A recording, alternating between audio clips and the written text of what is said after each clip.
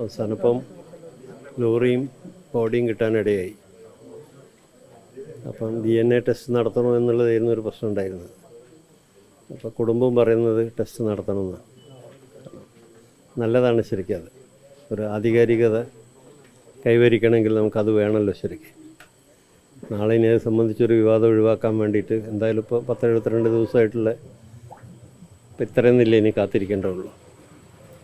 അപ്പോൾ അതിലിപ്പം മുഖ്യമന്ത്രി വിളിച്ചിട്ട് ശശീന്ദ്ര മിനിസ്റ്ററോട് പറഞ്ഞിട്ടുണ്ട്, എന്താണെന്ന് വെച്ചാൽ ഗവൺമെൻറ് എല്ലാ ഇതും വഹിക്കും, ബോഡി കൊണ്ടുവരാനും ബാക്കി എന്തൊക്കെ പ്രശ്നങ്ങളുണ്ടെങ്കിൽ അത് മുഴുവൻ ഗവൺമെൻറ് വഹിക്കുമെന്ന് മുഖ്യമന്ത്രി ശശീന്ദ്ര മിനിസ്റ്റർ വിളിച്ച് പറഞ്ഞു.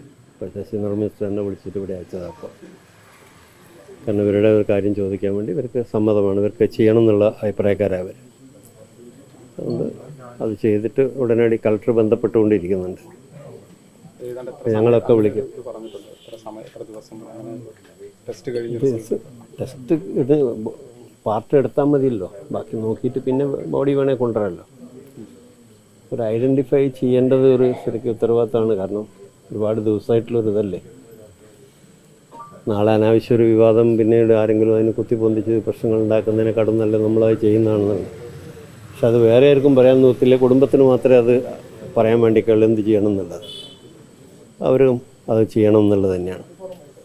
അപ്പോൾ അതിനുള്ള എല്ലാ നടപടികളും ഇപ്പോൾ സ്വീകരിക്കുന്നുണ്ട്. കളക്ടർ തന്നെ നേരിട്ട് അവിടുത്തെ കളക്ടറോട് വിളിച്ചിട്ട് അതിൻ്റെ എല്ലാ നടപടികളും സ്വീകരിക്കാൻ വേണ്ടി ആവശ്യപ്പെട്ടിട്ടുണ്ട്. അപ്പോൾ അത് പൂർത്തീകരിച്ച് കൊണ്ടുവരാനുള്ള എല്ലാ സംവിധാനങ്ങളും ഗവൺമെൻറ് തന്നെ ചെയ്യും. മുഖ്യമന്ത്രി പ്രത്യേകം പറയുന്നുണ്ട്. ഇല്ല പോണ്ട, അവിടെ അവരുണ്ടല്ലോ, അതിൽ പോയിട്ട് വേറെ ഒന്നും ചെയ്യാനില്ലല്ലോ. അതിൽ കളക്ടറേറ്റ് ബന്ധപ്പെട്ടിട്ട് എല്ലാ കാര്യങ്ങളും ഇതാക്കുന്നുണ്ട്.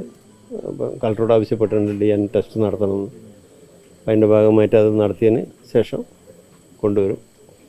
എന്ത് സംവിധാനം വേണമെങ്കിലും ഗവൺമെൻറ് ഏർപ്പെടുത്തുമെന്ന് മുഖ്യമന്ത്രി തന്നെ പറഞ്ഞിട്ടുണ്ട്.